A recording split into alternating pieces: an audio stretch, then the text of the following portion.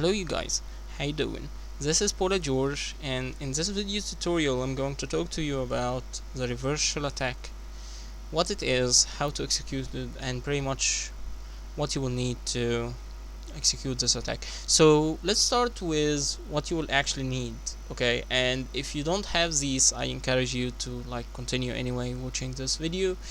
Um, you will find some valuable information there. So what you will need some sort of a server, okay? I would say Linode server or even any other server, okay? And that would be it, just a node server, and of course you'll have some sort of a laptop or PC. So yeah, so what is the reverse shell attack? The reverse shell attack is an attack that actually allows the attacker to gain access over the victim's shell, okay? And by shell I mean the terminal in here, as you can see. And once the victim establish a connection with the attacker, it give him a full access over your shell. He can write whatever commands he wants. He can create, delete, update files.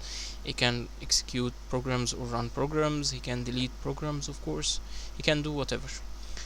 Okay, so the targets basically of this attack will be Linux servers, Windows machines, Android devices. No one is safe. Okay, so without any further ado, let's proceed and show you how this actually done. So I have two machines in here. This is basically my laptop, and this is a Linode server. So the Linode server will be the attacker, and my laptop will be the victim, basically. So I'm going to use netcut, which is very famous for this action, basically. So let me tell you what these flags really mean. L stands for listen, N stands for no DNS resolving, V stands for verbs, and P stands for port. And if I want to show you really the flags.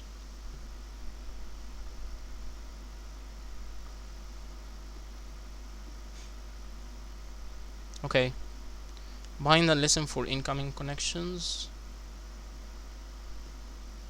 Okay, don't resolve host names via DNS, okay, as I told you.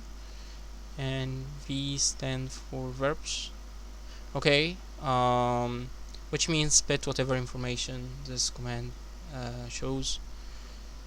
And P stands for assigning port, okay, source port, you can see here.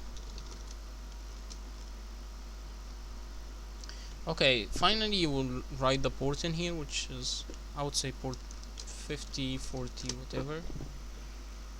Okay, so now let me make sure. Okay, so now I'm going to run the payload. Okay, netcat execute binary hash. Sorry. Okay, you have to assign the IP, also assign the port. Okay, so basically it says you will execute this binary hash over this IP and over this port, which means you will give him access. Okay, so let's press enter. Sorry, port is wrong, port 40. Okay, so I have established a connection between both machines, as you can see. So let me run this. So I'm in the desktop, as you can see, and when you ran this and when the victim ran this command, basically it was in the desktop. So let's see what is in here. Let's remove this new file, attach weird name, I guess. Okay, I have removed this file, so Sorry. You can create a new file.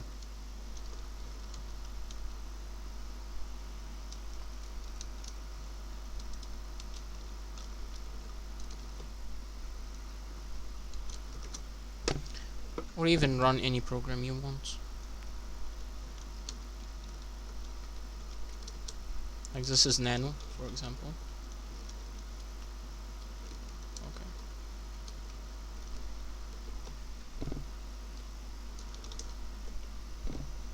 Let's show if. Let's see if.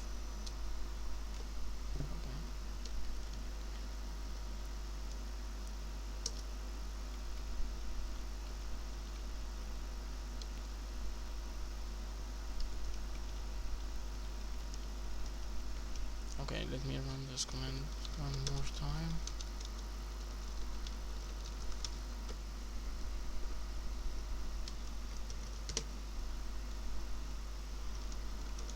I will literally echo the strings over. But as you can see, we were able to run Nano.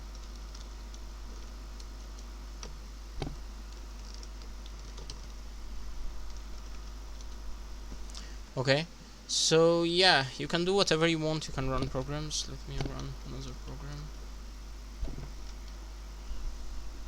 Okay, so basically you can do whatever you want, since you have gained the shell access, and this is very serious attack.